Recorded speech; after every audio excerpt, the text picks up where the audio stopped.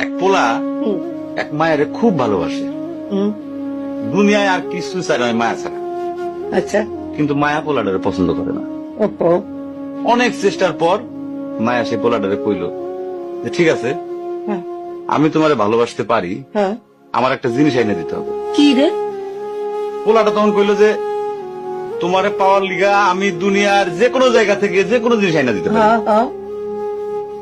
মায়েরা তখন কইল তুমি তোমার মায়ের কইলজাটা আমার আইনা দাও। কি কি মনে হয় না?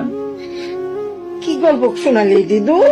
পোলা তখন দৌড়াইতে দৌড়াইতে তার মায়ের কাছে গেল, হ্যাঁ, মারে যায় কইল হ্যাঁ, মা আমি একটা মায়ের ভালোবাসছি, আমি তার ছাড়া বাঁচুনি, হ্যাঁ।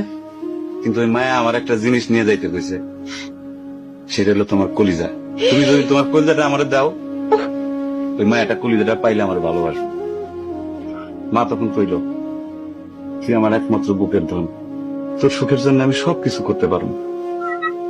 পরে মা বুকটা ফাইরা কলিজাটা বাইর করে পোলার হাতে দিল। আহারে মা। পোলাটা কলিজাটা হাতে পাইয়া যে কি খুশি, মা দৌড়াইতেছে দৌড়াইতেছে দৌড়াইতেছে, দৌড়াইতে দৌড়াইতে হঠাৎ রাস্তার মধ্যে উষ্টা খাইয়া পড়ে গেছে।